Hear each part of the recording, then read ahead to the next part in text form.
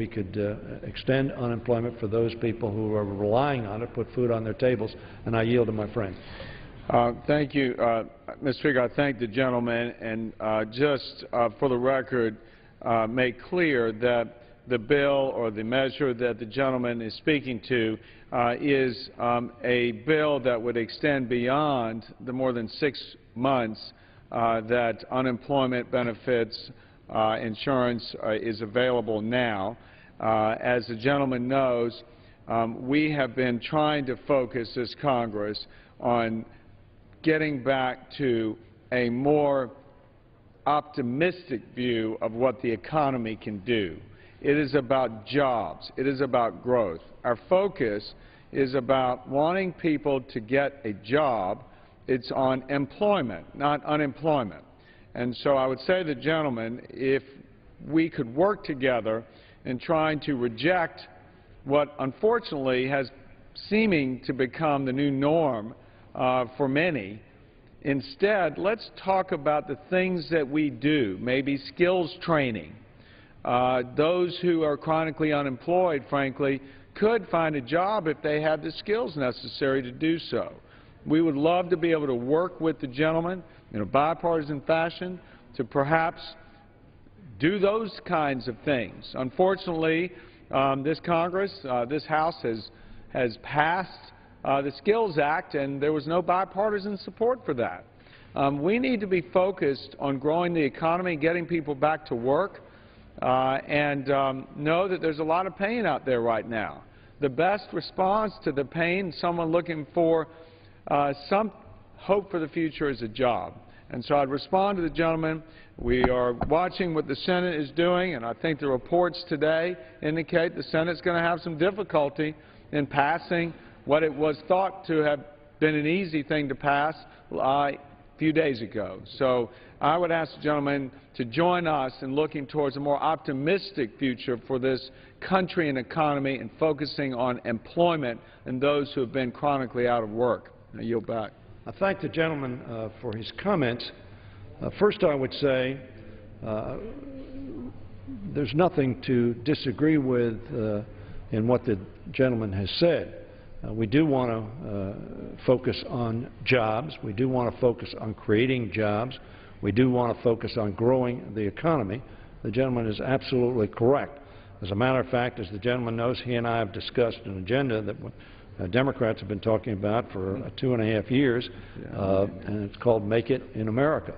That Make It in America agenda focuses on manufacturing and growing opportunities in this country for good jobs for skilled workers and unskilled workers, frankly, but mainly skilled workers in the new manufacturing environment in which we find ourselves.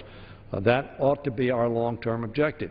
But I would say very candidly, Mr. Speaker, we ought not in the short term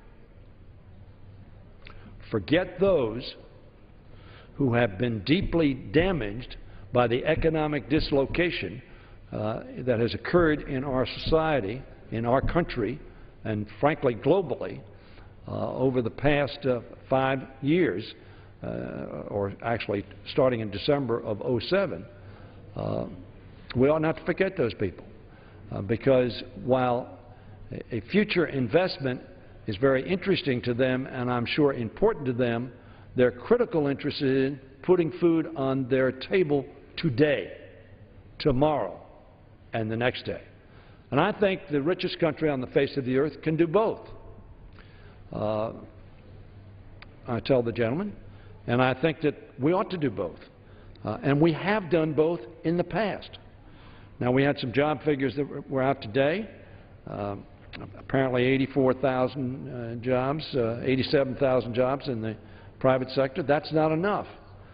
We lost 13,000 in the public sector, apparently, for a net of 74,000 appreciation of jobs. That's not nearly enough, and the gentleman would agree, I know, to solve the problem that we have. The gentleman talks about the Skills Act. That bill would freeze the Work Investment Act program funding for fiscal year 2014 to 2020. So we would make no more investment in doing what the gentleman has said we want to do. It has already been cut by half since 2001. and would also consolidate or eliminate 35 programs, most of them, the Work Incentive Act programs, into state block grants that they could spend on things of their choice. Right. Now, I'm not saying that the states, some states wouldn't make good choices. I think they would. Other states would make different choices, and we may or may not agree with those. I certainly tell the gentleman, and he and I have had the opportunity of talking together, the Make It in America agenda or jobs agenda or whatever that agenda is called is certainly something we ought to pursue. Let me transition, if I might, Mr. Leader, to talk about another issue which analysis of almost every economist and the Congressional Budget Office says will help grow the economy, and that is comprehensive immigration reform. We continue to believe that that's one of the most important issues that this Congress and in this second session of the Congress ought to deal with. Can the gentleman indicate whether there is any possibility of either, as I said in weeks past, bringing the four bills that came out of the Judiciary Committee or the Border Security bill that came out of the Homeland Security Committee, I might say unanimously, none of those 5 bills has been brought to the floor. The Speaker said just the other day, and I quote, "I'm trying to find some way to get this thing done," thing being immigration reform. It's, he said, as you know, not easy, not going to be an easy path forward, but I've made it clear since the day after the election, it's time to get this done.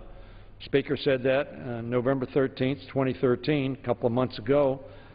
We are very, very hopeful that the Speaker will pursue that, the House will pursue that, and that the Majority Leader will put on the floor legislation on which we can act. We may or may not agree with the legislation brought to the floor, but we think it needs to be given attention, consistent with Speaker Boehner's observation and CBO's assertion that that would have a substantially positive effect on growing the economy and creating jobs. I yield to my friend.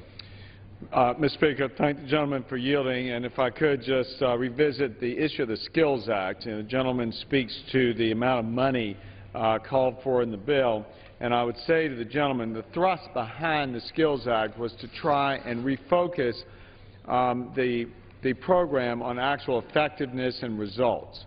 You know, I think the gentleman will agree that the job picture right now is not as bright as it should be. As I indicated earlier, a lot of the folks who are trying to access skills training are unable to do so. There is evidence that the existing programs are not results-oriented like we'd like them to be. And the purpose is, behind that bill, to realign the focus of the skills and training programs across the country with job availability and openings in the different regions of the country.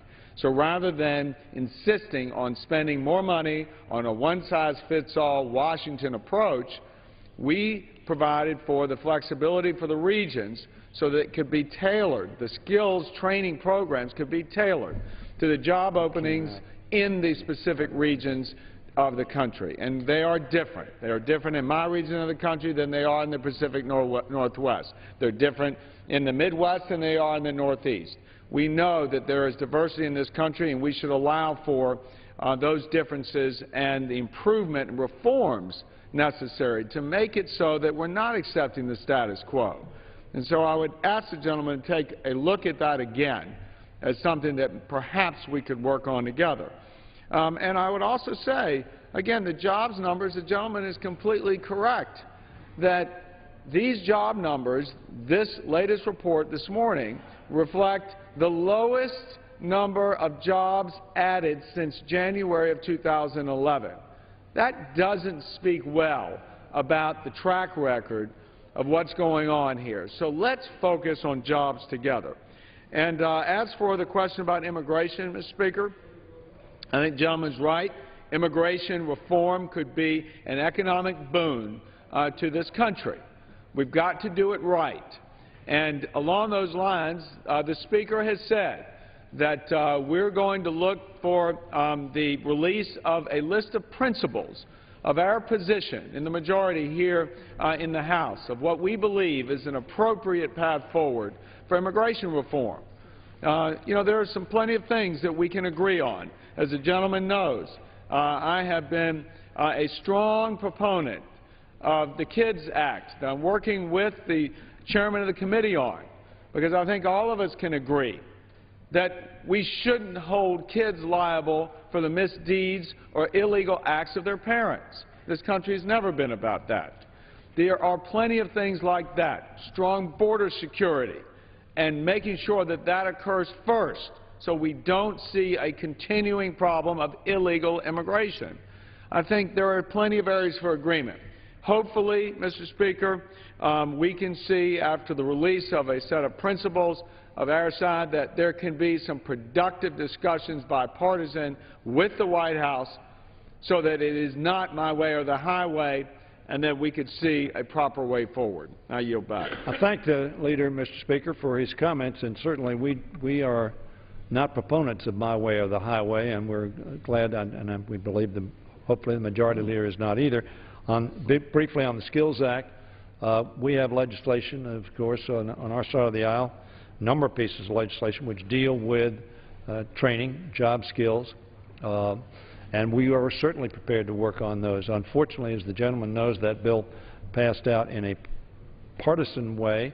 There were two Democrats who voted for it, a partisan way, but I am certainly willing to work with the gentleman, and I think our side of the aisle is willing to work with the gentleman to invest and to give flexibility so that we can recognize, obviously, that what may be needed in my district or the gentleman from Virginia's district is different from the district in Washington State or California or Texas or Florida or Maine.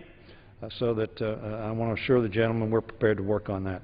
Lastly, but not lastly, but can I ask you when those principles that you talked about might be expected?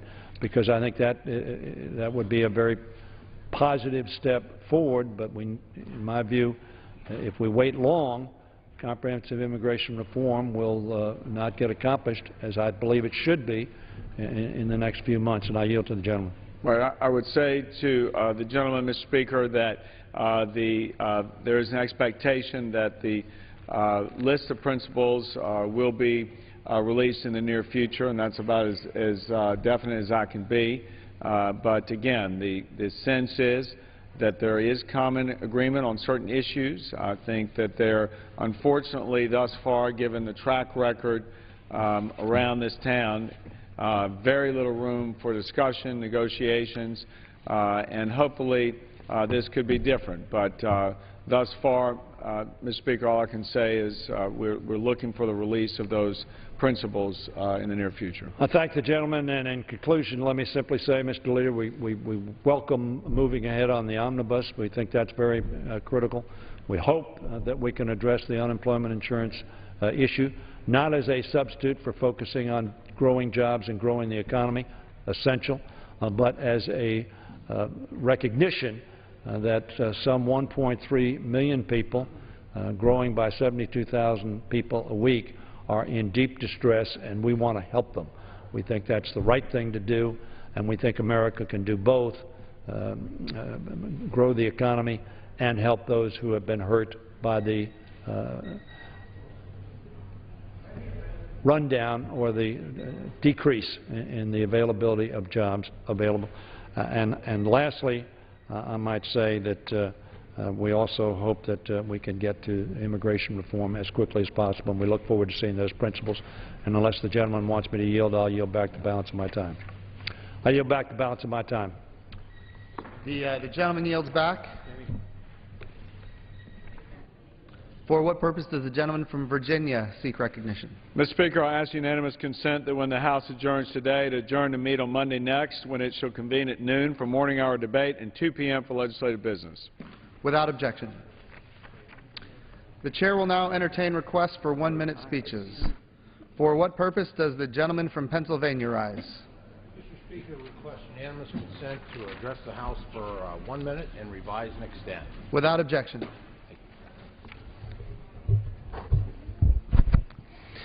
Mr. Speaker, although the healthcare.gov website launch was a severe disappointment, an even greater concern has been expressed regarding the website's security vulnerabilities, including security of personal and medical information.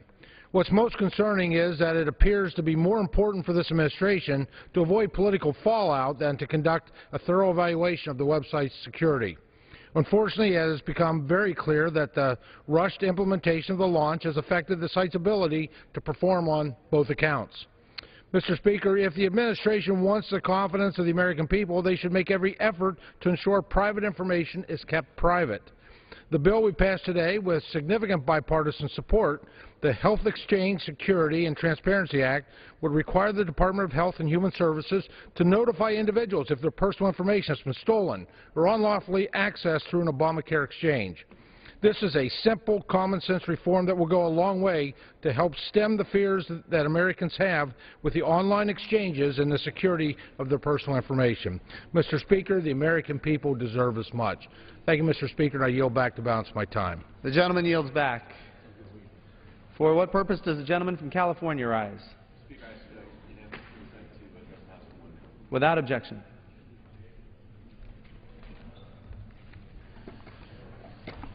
Mr. Speaker, in Southern California and across the American West, 2013 was another year of extremely dry conditions. And as of today, snowpack in the Sierra Nevada mountain range, which is our water storage facility, is well below its seasonal average. In 2011 and 2012, drought and heat waves cost the United States more than $90 billion in economic damages, further evidence of the economic harm we're enduring due to climate change and increasingly extreme weather. 2012 saw the worst drought in the country in 50 years, with more than 80% of the country designated a drought disaster area affected by late November. And since the year 2000, there have been 9 droughts that have each cost more than $1 billion in damages. Research from the Scripps Institution of Oceanography, sponsored by the Climate Initiative at the San Diego Foundation, has shown that in San Diego the main effects of climate change are rising sea levels, more intense wildfires, and increased pressure on water supplies. It's time to get serious about climate change so that we can protect our scarce water resources that hydrate our farms and our families. Mr. Speaker, I yield back, and go Chargers. Gentleman yields back. For what purpose does the gentlewoman from Indiana rise? Mr. Speaker, I ask unanimous consent to address the chamber for 1 minute and to revise and extend. Without objection. Mr. Speaker, I rise today to recognize Indiana's outstanding first responders and emergency management officials, because when times truly get tough, we rely on them to protect our loved ones, neighbors, and friends, and we rely on them to save lives. This past week, a nearly unprecedented wave of frigid temperatures and snow bore down on the Hoosier State. In Madison County, Indiana, wind chills plummeted to nearly 40 degrees below zero.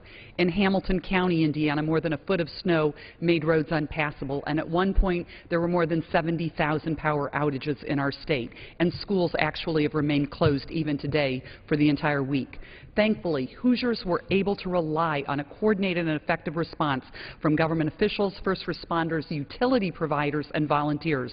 They relied on our National Guard, which stepped up to assist in clearing roads. They relied on police officers and firefighters who went door to door. They relied on the Red Cross, which set up numerous emergency shelters. In Indianapolis, they relied on the Mayor's Action Center, which took more than 10,000 calls to address their concerns. It's times like these when we're reminded how much we rely on our emergency management people. We rely on them to be ready, and they always answer the call, and we are so grateful. I yield back. The gentlewoman yields back. For what purpose does the gentleman from California seek recognition? Permission to speak. Unanimous permission to speak on the floor for 1 minute. Without objection.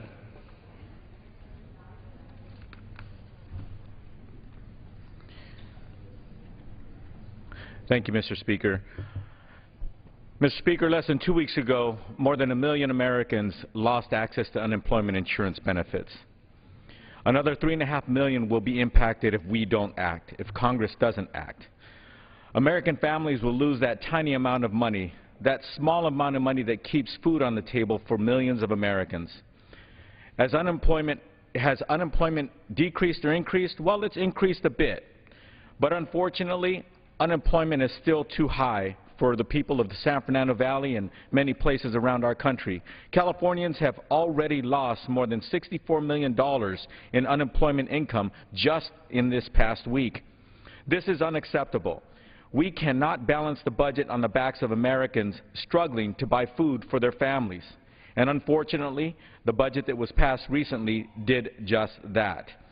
We must act now and pass an unemployment insurance extension bill immediately.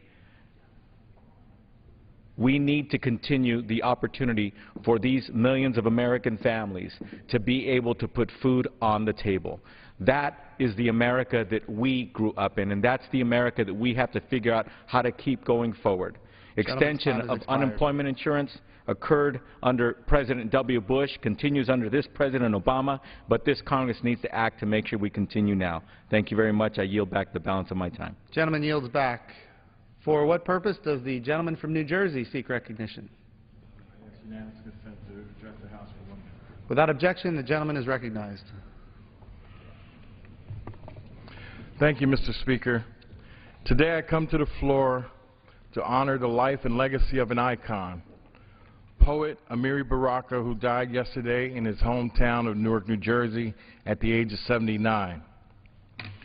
Born during a time when racial tensions were at their peak, Amiri Baraka used poetry to empower and enlighten. He eventually found the black arts movement of the 1960s and 70s in Newark and around the country, and received countless awards for his contributions to the arts. My father and he attended the same high school, and I'll never forget as a youngster hearing Amiri Baraka's poetry and recognizing the power of his written words he had over a person regardless of race, age, or gender. Amiri Baraka was not only a poet, he was an activist. In 1969, he organized the Black and Puerto Rican Convention, which brought those communities together at a time when it looked bleak. He also was one of the main organizers and the keynote speaker of the 1972 convention in Gary, Indiana. His profound words were influential as many searched for meaning in some of the most troubling struggles of our times, like civil rights, war, oppression, and poverty. My heartfelt condolences goes out to the entire Baraka family, including my former colleague, Newark City Councilman Raz Baraka, and his brother Amiri Baraka, who I've come very close to over the course of the past 4 or 5 years. To their mother, who has brought me in as almost a son as well, my deepest sympathy. I know where you are. I have been there shortly, just a while ago. But let me know, today the nation is in deep mourning at his passing. I yield back. The gentleman yields back.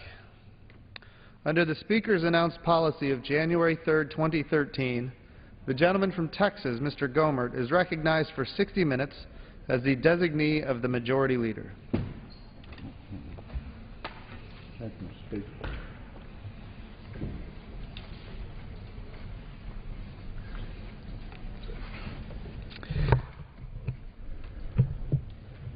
Sometimes people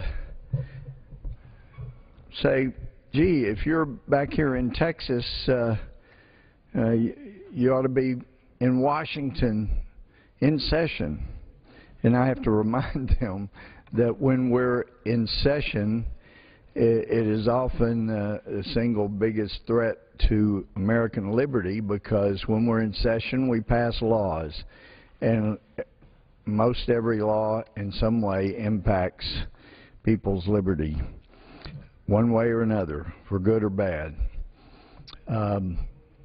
But so often anymore, we think we know so much more here in Washington, that we can do so much better than others. And of course that message is not helped by ignorance in the media, particularly left wing and so many in the mainstream. Mr.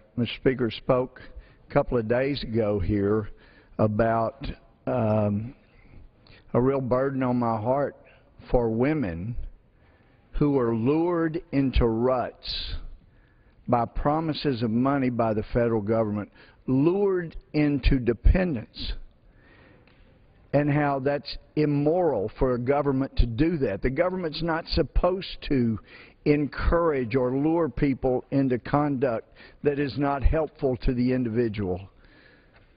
The government is supposed to be about encouraging good conduct, but if you do evil, then you should be afraid of the government, because as Romans says, God doesn't give the sword to the government in vain. That's the point, that we should not be about encouraging or paying people to engage in conduct that is hurtful to them. And yet, ignorance in the left wing of our media is so pervasive that you could actually have people write stories saying, I was up here blaming single moms. I mean, it's either ignorance or just complete dishonesty of people that want to destroy the very fabric and foundation of this country because of their ill will for all that's good and wholesome. Why would they want to protect a system that lures people into dependency and prevents them from reaching their God-given potential? I realize some of them don't believe there is a God, and that's problematic, because since the founders believed that we were endowed by our Creator with certain unalienable rights, among those life, liberty, and pursuit of happiness, if you don't believe there's a Creator, it creates a problem, because then you have to think that government is the sole source of your rights. And if that's the case, you really have no rights. And as C.S. Lewis pointed out after he went from being an atheist to being a believer in some God, some universal authority of right and wrong, if you don't believe that, then there can be no justice, no right, no wrong, if there's not a universal standard. So if it's relying on some government to establish what's right and not an innate sense instilled in us by some higher power, then there's no hope for most people of ever having rights and freedoms and liberties as we've had in this country, which may explain, as we become more and more secular, there become fewer and fewer liberties, less and less privacy. The government now, especially looking at Obamacare, it invades every room in the House. It used to be that our liberal friends here in the House complained repeatedly if they thought a Republican bill might in some way invade some room in the House. And yet, without a single Republican vote, the Democrats passed through a law that invades every room in the House. I am a big fan of Mark R. Levin, and I don't know that there is a better synopsis that could be a better textbook for people to learn about our founding history than the book Liberty and Tyranny.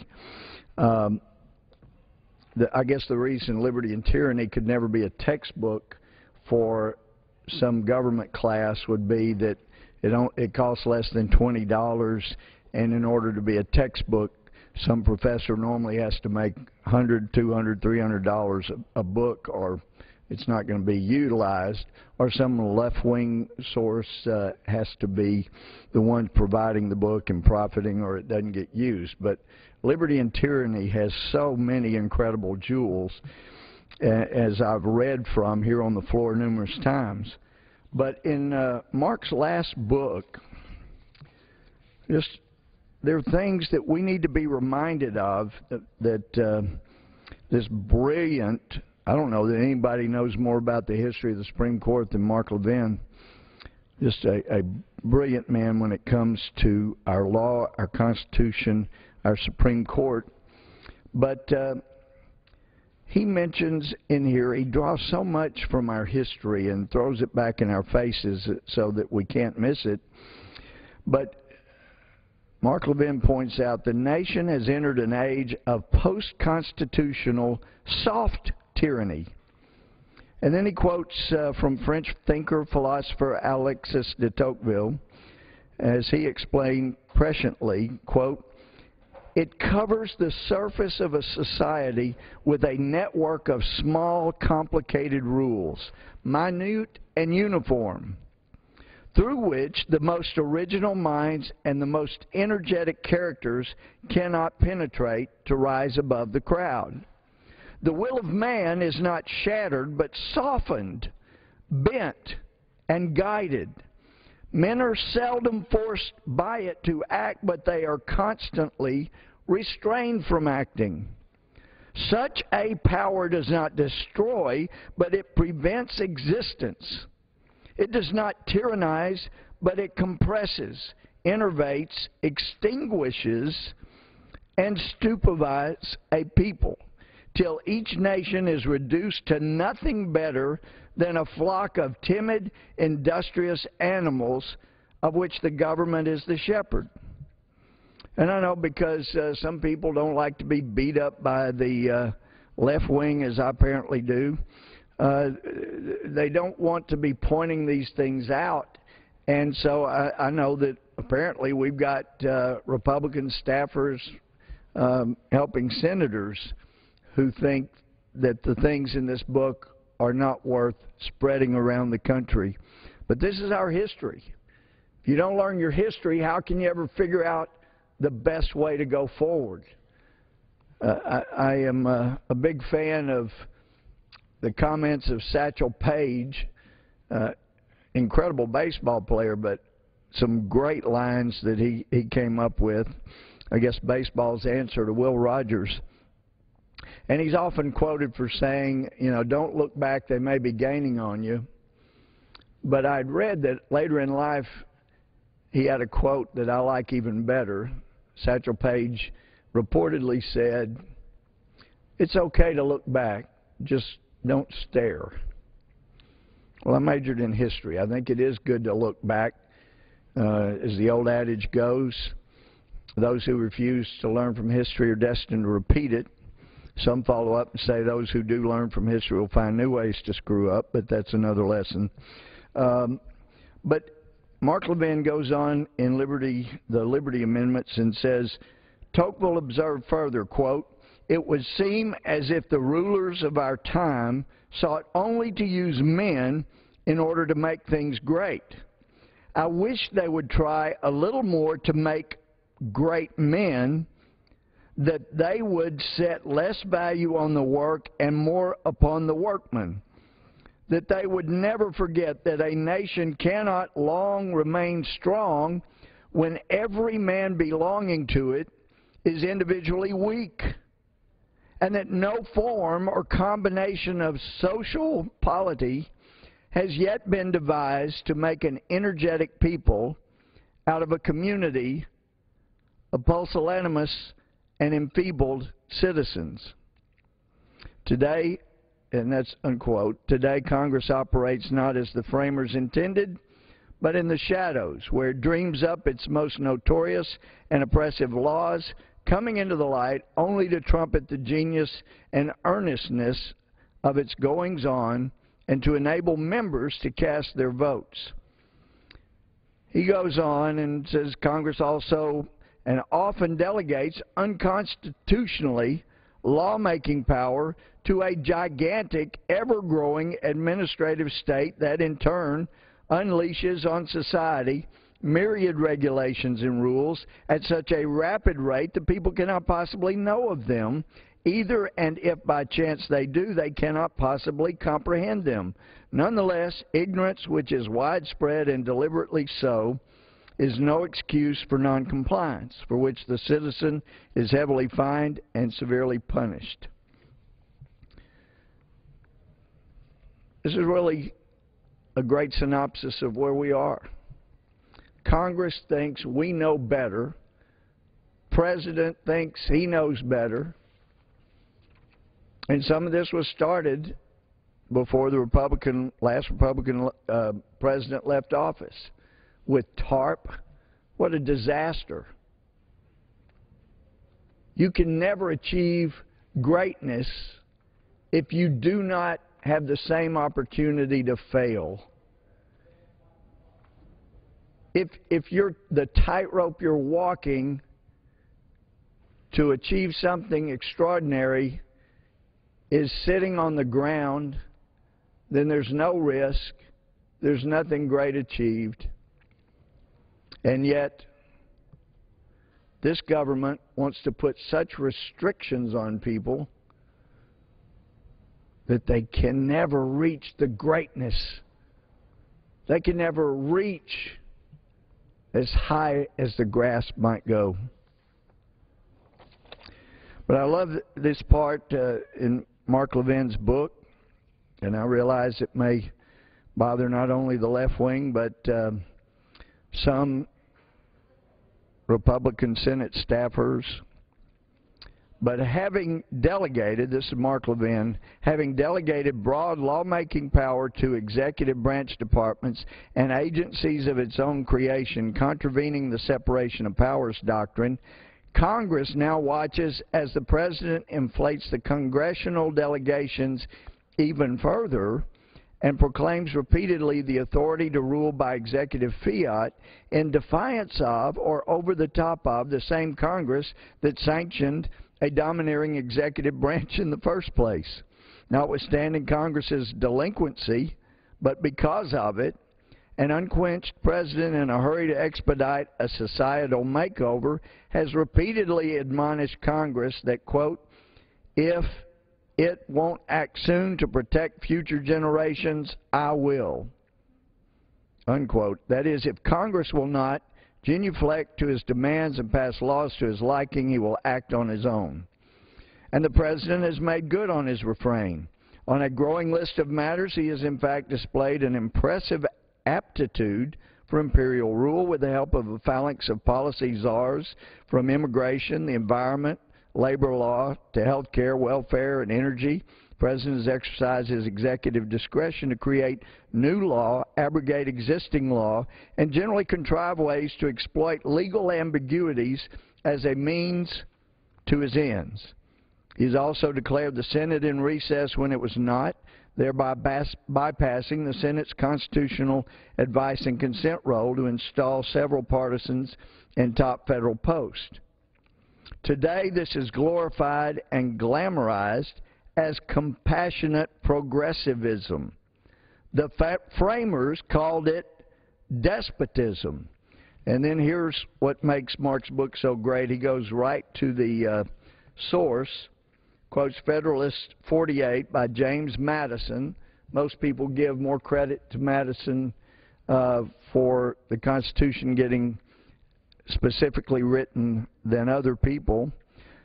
But Madison wrote, quote, an elective despotism was not the government we fought for, but one which should not only be founded on free principles, but in which the powers of government should be so divided and balanced among several bodies of magistracy as that no one could transcend their legal limits without being effectually blocked and checked, restrained by the others.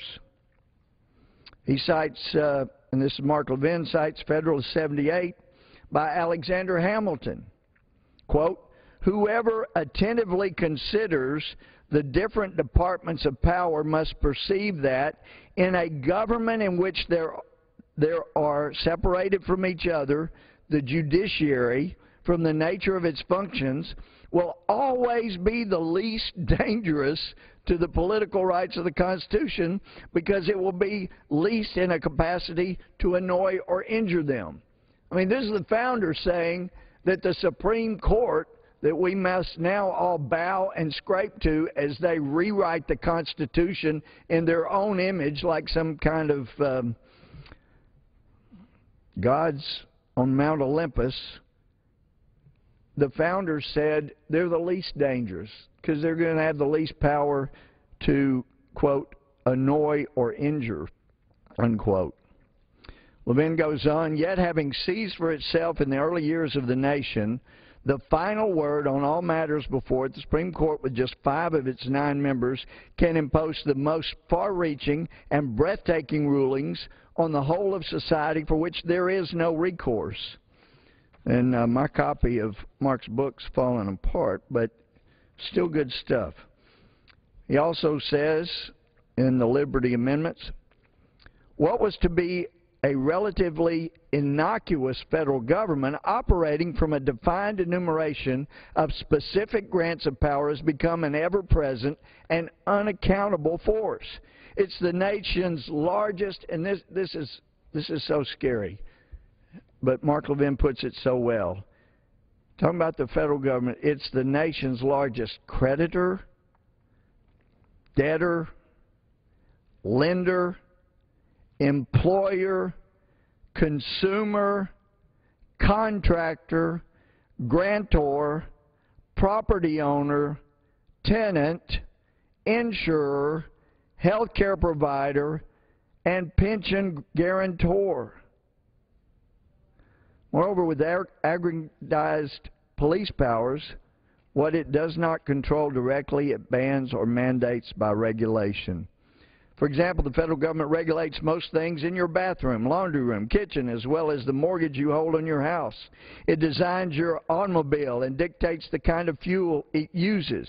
It regulates your baby's toys, crib, and stroller, plans your children's school curriculum and lunch menu, and administers their student loans in college. At your place of employment, the federal government oversees everything from the racial, gender, and age diversity of the workforce to the hours, wages, and benefits paid. Indeed, the question is not what the federal government regulates, but what it does not regulate. And it makes you wonder, how can a people incapable of selecting their own light bulbs and toilets possess enough competence to vote for their own rulers and fill out complicated tax returns? Mark also points out the federal government consumes nearly 25% of all goods and services produced each year by the American people. That should, if people will wake up, it should begin to scare them, because if the federal government is the largest consumer, just on that alone, it has the power to bankrupt companies, to make companies. And then you start running into the horrible Constitution that we rubber stamp, may have helped put together over in Afghanistan, where they so centralize the power in the federal government that the president in Afghanistan gets to appoint governors, gets to appoint mayors, gets to appoint police chiefs, appoints the highest level of teachers, appoints many of the slate of a part of the legislature, has tremendous powers of the purse, and you wonder why that country is about to fall as soon as we pull out, when we were complicit in a Constitution that on its face should have told people this government under this Constitution is doomed to fail and fall back into Taliban hands, and that's exactly what's about to happen.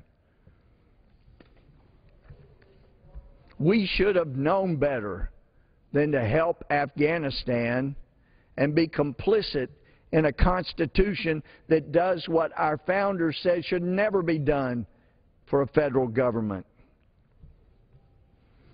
But when we have lost the lessons of our founding, such that Congress allows power to be totally usurped by the Supreme Court or by an executive branch, and the American people do not rise up and condemn the comments by a leader in the Senate who says, what right does the House have to say how the money is spent?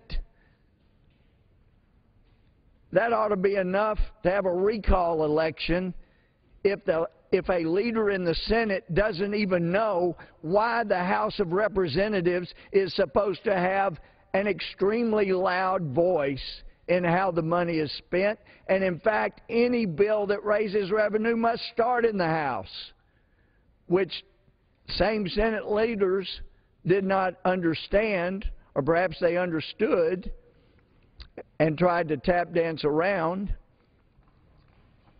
But since the Supreme Court and Chief Justice Roberts rewrote the Obamacare, the Unaffordable Care Act, it's certainly not affordable. It's costing so many people in my district, Republicans, Democrats, independents, party doesn't matter when it comes to Obamacare.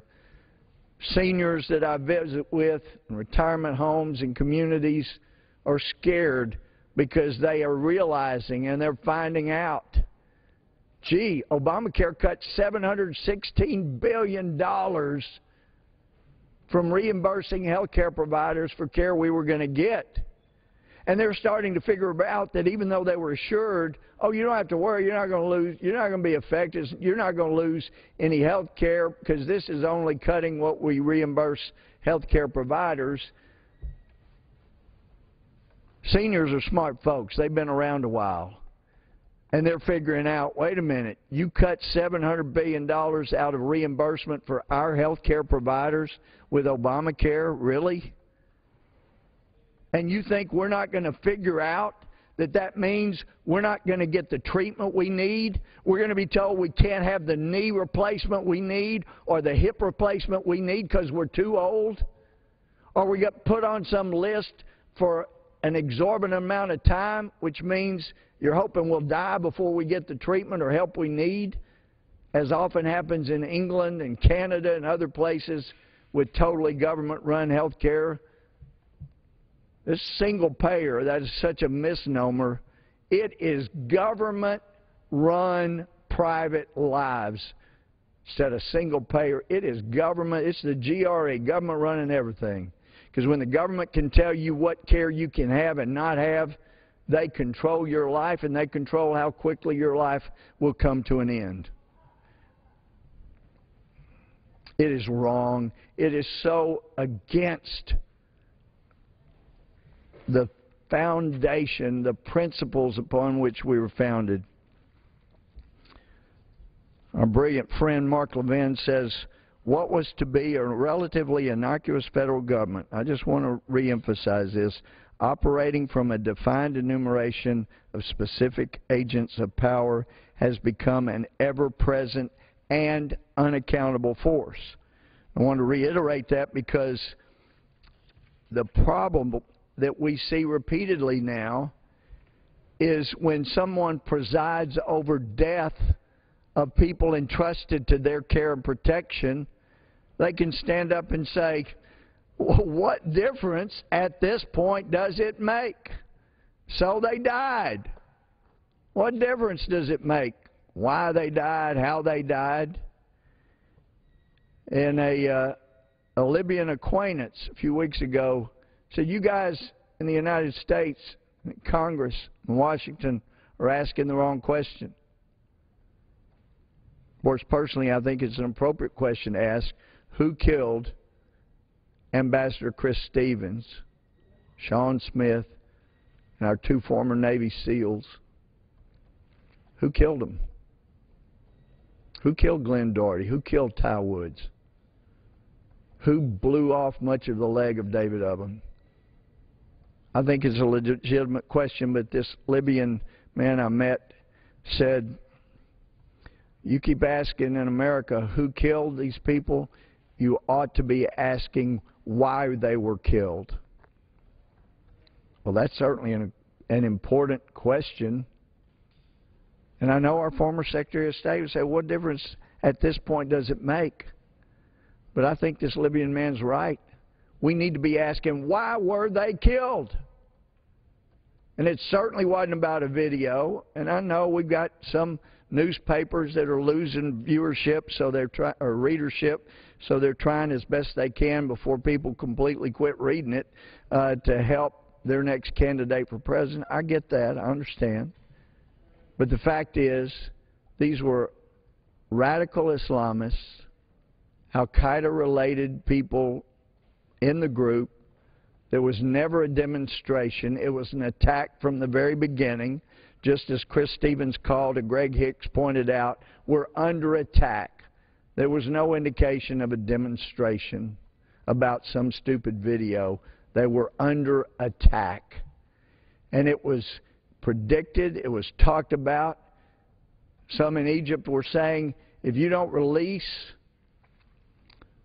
the blind sheikh who was complicit and in prison for the murder of New Yorkers as they tried in 1993 to bring down the World Trade Centers, they were saying, you got to start with releasing the blind sheikh. There's going to be violence.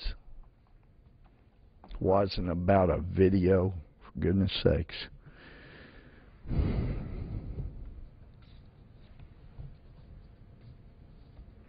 When the government consumes 25% of everything produced in America, the government is too big. It needs to be reduced in size. Powers need to be returned to the states from which they were usurped. We need to give more power and control back to the local government. We got people screaming about minimum wage. It is outrageous for people in this town to tell somebody in San Augustine, Texas, what they have to pay, that they have to go to $10 or $15 for minimum wage. It's outrageous. Some places in the country, that may not be enough as the bottom line, and isn't, and people are being paid more than that. But for teenagers, like I was when I started working, actually before I was a teenager started working, but started paying into Social Security, I guess, when I was 13 or 14. But a minimum wage is a great place to start. When I went to work as an assistant district attorney for Titus, Camp, Morris counties, I was getting paid $700 a month. This is what they could afford. And I was able to live at home and work for that, help those counties. The closer to the facts on the ground is the control of a government, then the better the government.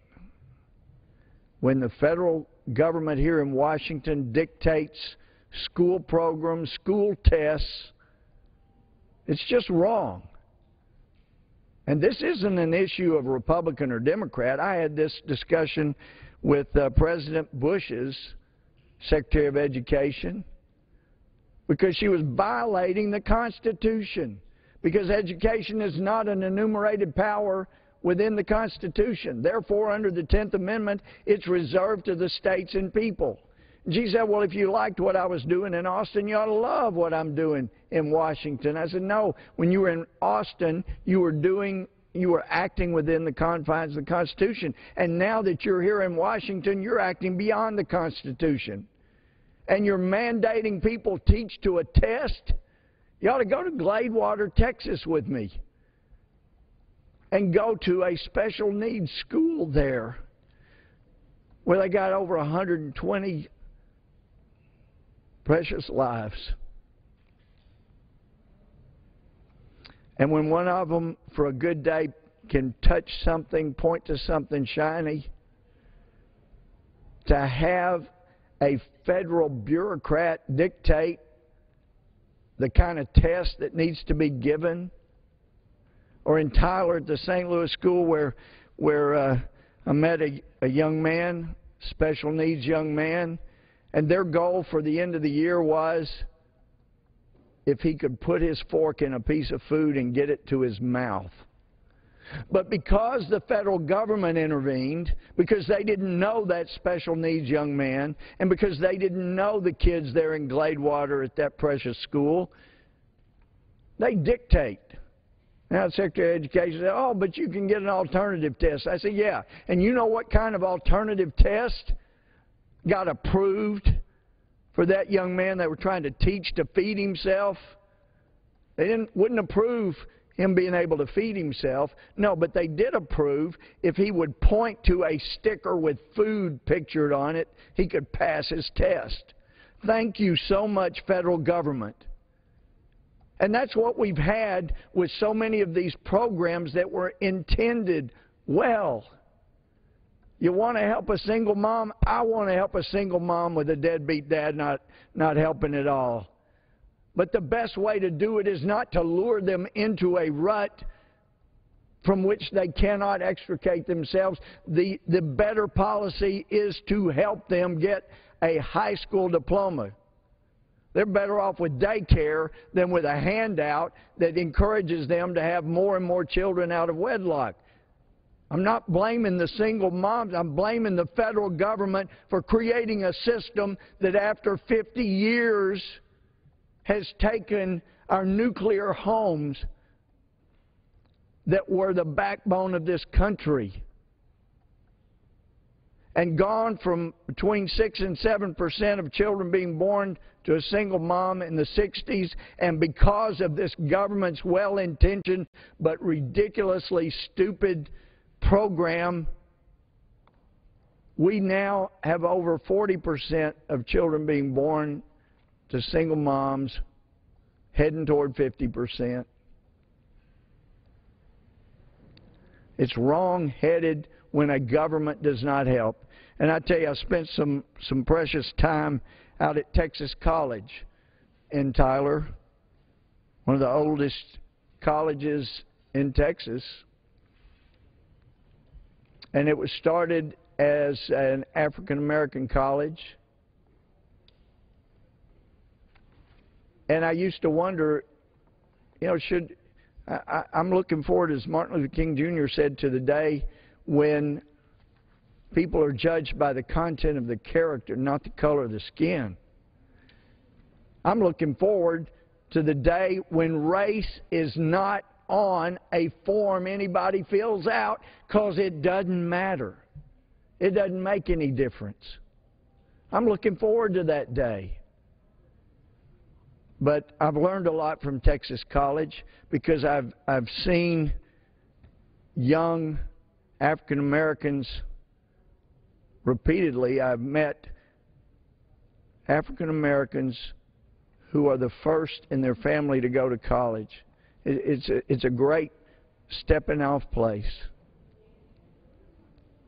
It's a great place to start, to break through that ceiling that has kept people in poverty. So I met with and visited with a combined sociology class some time ago and talked about this issue of the federal government wanting to help, but instead luring young single moms into holes they can't get out of.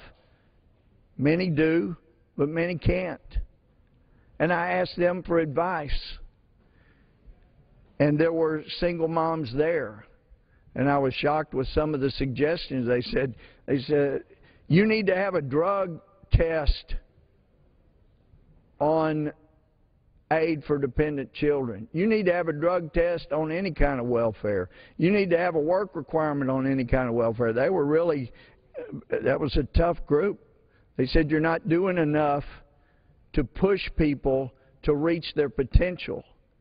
And then when you meet and talk with single moms, African Americans, that got lured into a rut, and by the grace of God, they are trying to get out of that. They're trying to get some college and improve themselves and reach their potential. But they feel like the government lured them into a rut. Now they're trying desperately to get out of. We owe them better. We owe them a system that doesn't lure them into holes, but helps them reach for the sky. So maybe it would have been better in the 60s to help with daycare if somebody has a child, single mom has a child, because we know from study after study, you got a better chance of having a successful life if you finish high school. So why not have that as a goal instead of luring people into having more and more children? The people that I had to face for felony welfare fraud, Some may think it was a racial issue. What I saw, it wasn't at all. Every race, creed, color, people got lured into this, and it was wrong. The government should not have systems that do that.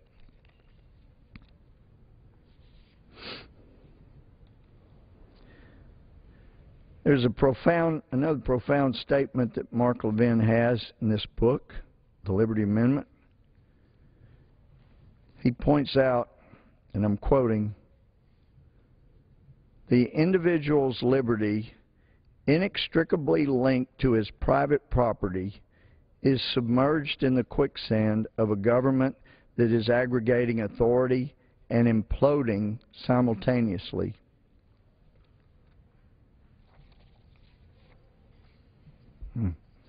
What then is the answer? Again, Alexis de Tocqueville offers guidance. Looking back at the Constitutional Convention some 50 years afterwards, he observed that it is new in the history of society, and this is a quote from Tocqueville, it's new in history of society to see a great people turn a calm and scrutinizing eye upon itself when apprised by the legislature that the wheels of its government are stopped, to see it carefully examine the extent of the evil and patiently wait 2 whole years until a remedy is discovered, to which it voluntarily submitted without its costing a tear or a drop of blood from mankind. It's a profound book. Levin quotes Madison in Federalist 14. "In the first place, it is to be remembered that the general government is not to be charged with the whole power of making and administering laws. Its jurisdiction is limited to certain enumerated objects which concern all the members of the Republic, but which are not to be attained by the separate provisions of any." Unquote. Then in Federalist 45, he insisted, quote, "The powers delegated by the proposed Constitution to the federal government are few and defined. Those which are to remain in the state governments are numerous and indefinite." In Federalist 46, Madison asserted that, quote, "The powers proposed to be lodged in the federal government are as little formidable to those reserved to the individual states as they are indispensably necessary to accomplish the purposes of the Union, and that all those alarms which have been sounded of a meditated and consequential annihilation of the state governments must, on the most favorable interpretation, be ascribed to the chimerical fears of the authors of them." It's a great book. There's just so much wonderful history from our United States history that deserves further looking. Library should have the book if people want to read it, but because we're not thinking straight in this town, and there are negotiations ongoing with Iran about nuclear weapons, whose leaders have called us the great Satan that need to be destroyed, called Israel the little Satan that needs to be destroyed, and they have missiles that can put nuclear weapons on top of Israel for its destruction, creating a new Holocaust. Millions of lives could be lost. But as our friend Prime Minister Netanyahu points out, they're building and they've created intercontinental ballistic missiles. He's trying to wake the United States up, Netanyahu is, when he's saying they don't need those to take out Israel. They've got missiles to take us out. Those intercontinental ballistic missiles are for the United States. They call the great Satan. And its leaders believe that under their interpretation of prophecy from the Quran, that the 12th Imam, the Mahdi, can emerge or will emerge from chaos, and they believe it could be nuclear chaos. And so by creating nuclear bombs and setting them off, Israel, the United States, little Satan, great Satan, they can hasten the return of the 12th Imam to rule over the global caliphate. And when somebody thinks that kind of thought, we need to make sure they don't get nukes. And we need to take out anything where they're producing nukes. We have the power and ability to do it, and everybody, including Russia and China, needs to understand if we don't take them out, they could be launched at Russia and China because they're led by infidels, to Iran's way of thinking, just like the U.S. and Israel are to their way of thinking. And so January 7th, this is an article with Blaze, Sharona Swartz. Says an Iranian official says that his country needs a nuclear bomb in order to, quote, put Israel in its place, unquote. Quote, we don't aspire to obtain a nuclear bomb, but it is necessary so we can put Israel in its place, unquote. Of course, there are plenty of quotes from their leaders that the proper place for Israel is wiped off the map.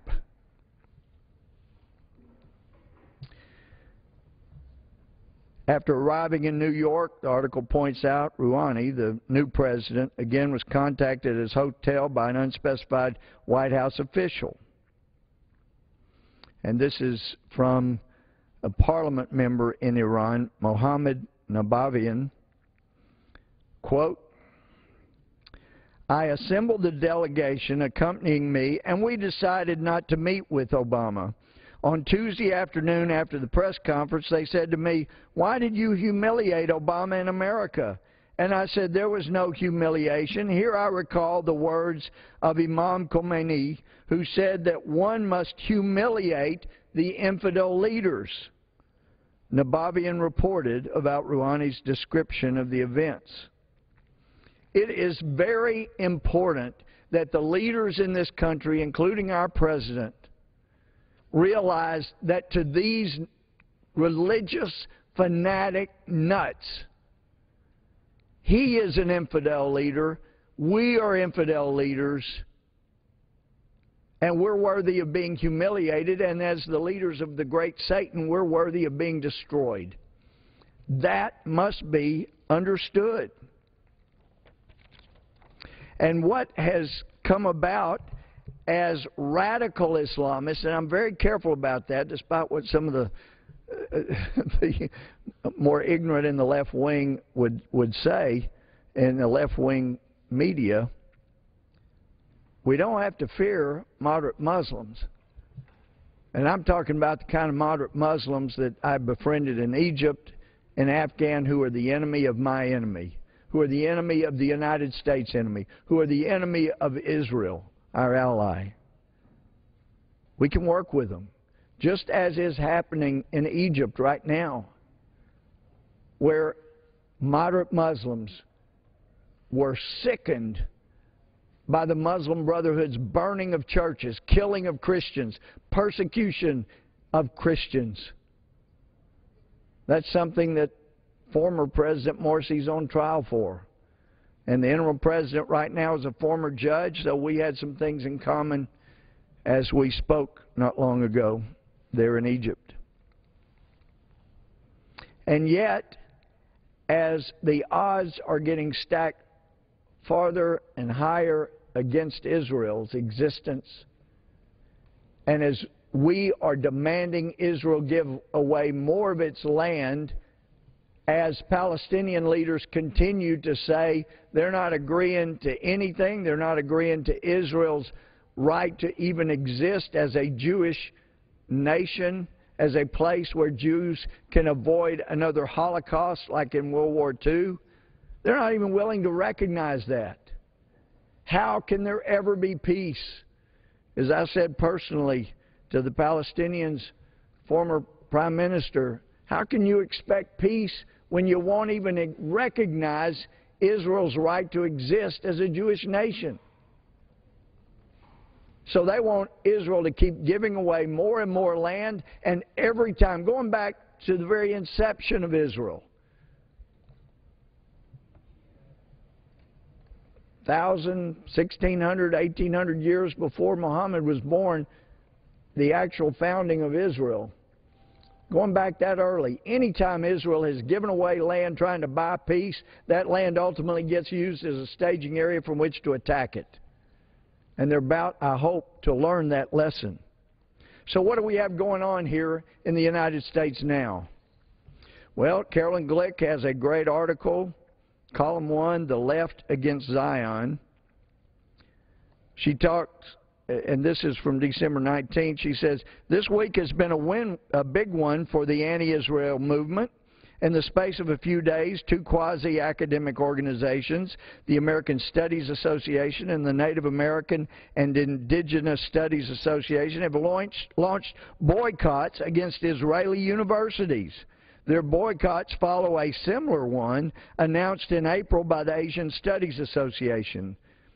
These groups' actions have not taken place in isolation. They are apiece with ever-escalating acts of anti-Israel agitation in college campuses throughout the United States. And I would interject, it is sickening and incredible to me to see anti-Semitism growing just the way it did before the 1930s and 1940s, when over 6 million Jews were mercilessly, brutally killed. And we're seeing it arise.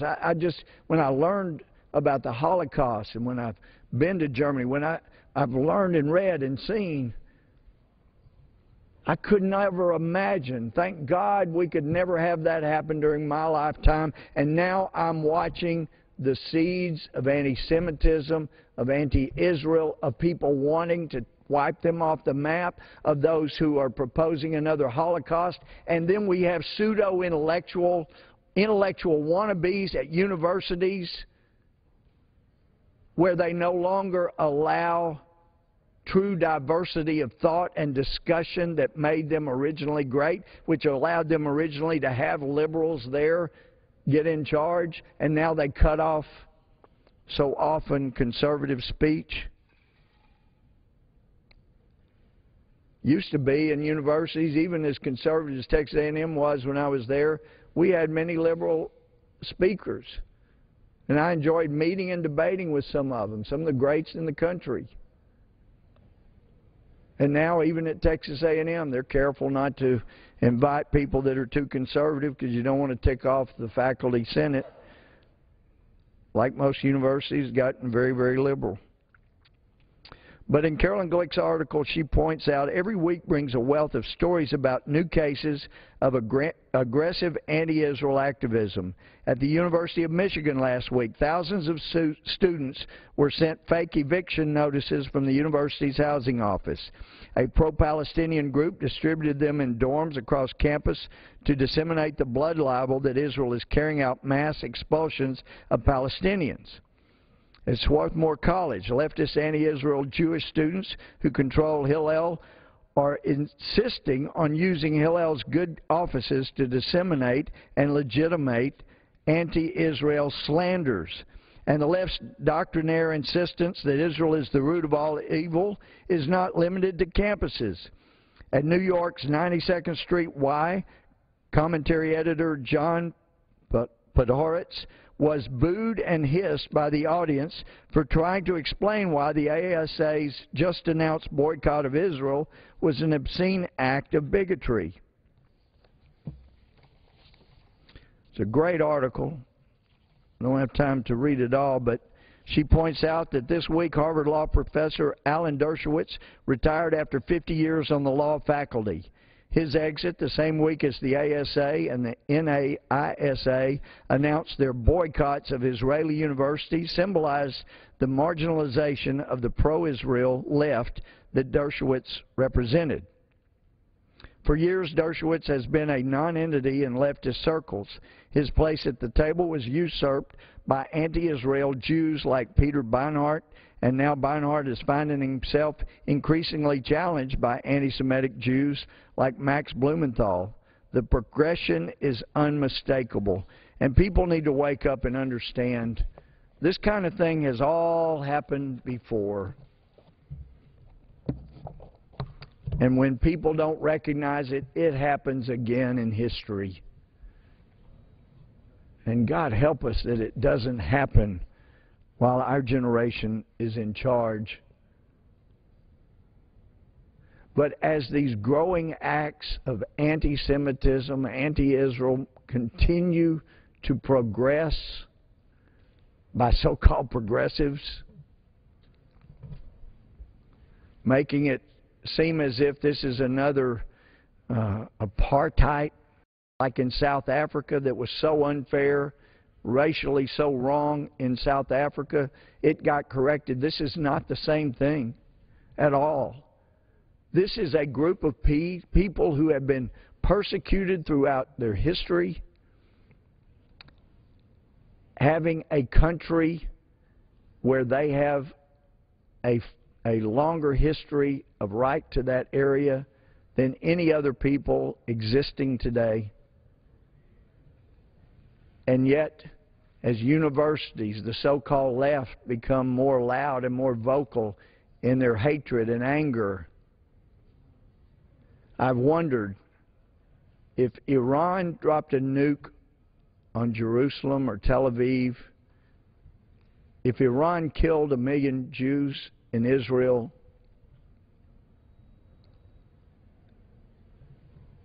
have those leftists, those anti-Semitic, anti-Israel folks at universities, have they gotten so far from decency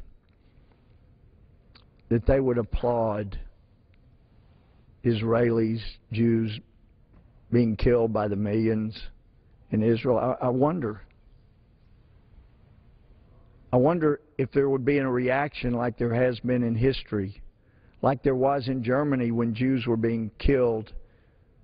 Well, they deserve it. They were the problem in this country. Rationalization is a great thing and it's a dangerous thing.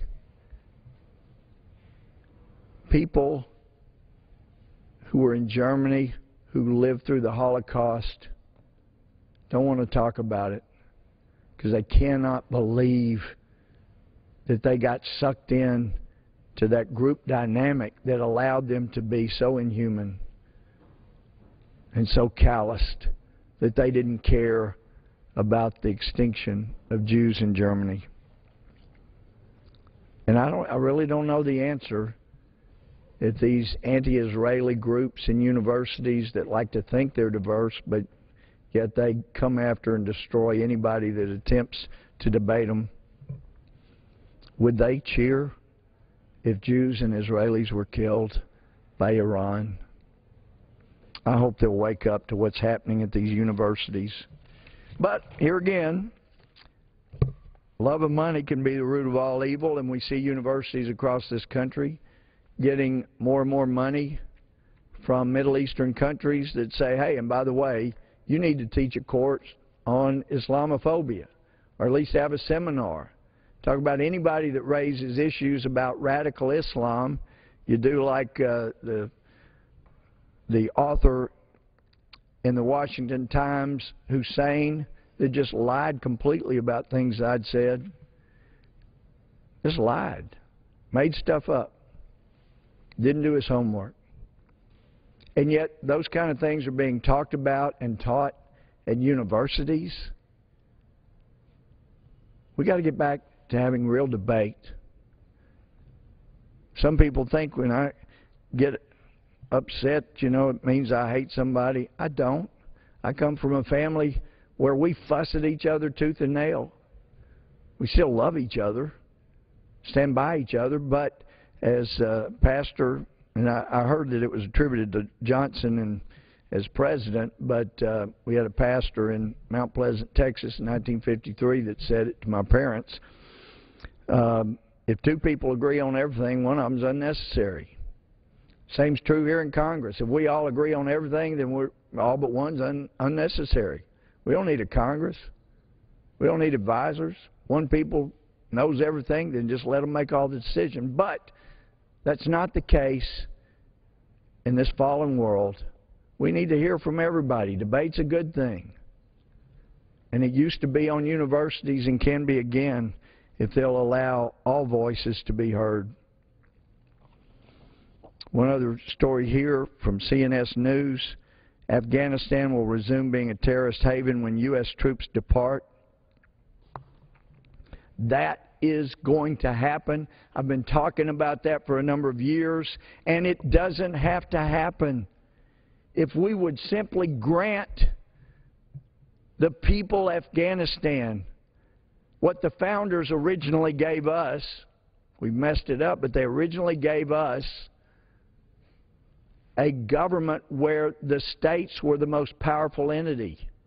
And as my moderate Muslim friends in Afghanistan have said, former Vice President Massoud, as he has said, others, if you'll just help us push Karzai to let us have an amendment in our Constitution that allows us to elect our governors, elect our mayors, get our own police chiefs, govern our own regions, our own state areas. If you'll let us do that, we can keep the Taliban out.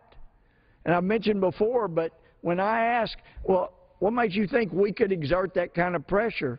They informed me that out of about a $12.5 billion government budget in Afghanistan, the Afghans only provide about $1.5 billion. The rest is provided by foreign countries, and most of that's the United States. And the day this president says, you either let the states elect their own governors and mayors, pick their own police chiefs, that's the day, or we will cut off every dime coming to Afghanistan. I bet that's the day they get started and they get an amendment to their Constitution and they become more of a democratic republic like we started out as, perhaps even than we are now. But we need to do that for them. We don't need to let more American lives be killed and be taken in Afghanistan. That doesn't have to happen. It didn't have to happen.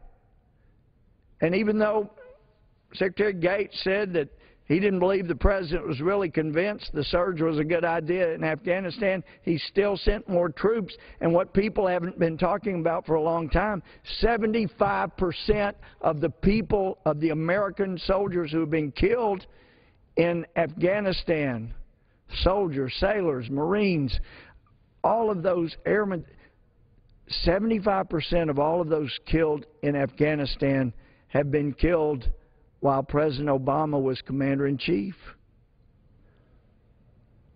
I did not think President Bush did the right thing in sending tens of thousands of American troops in after Taliban was defeated with less than 500 Americans in supporting the Northern Alliance.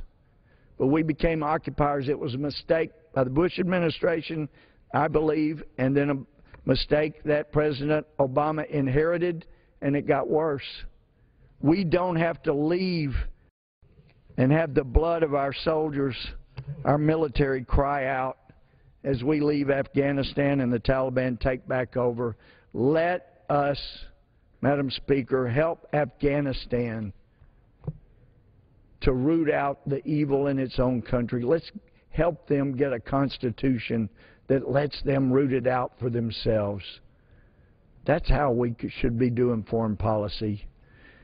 And may God awaken the universities that were once so diverse and so great to understanding they should not, cannot, I hope and pray do not continue to foster this anti-Semitism, this anti-Israeli sentiment that's growing, that might someday cheer when Israelis are nuked. And with that, Madam Speaker, I yield back. The gentleman yields back. Under the Speaker's announced policy of January 3rd, 2013, the gentlewoman from the District of Columbia, Ms. Norton, is recognized for 30 minutes. Thank you, Madam Speaker.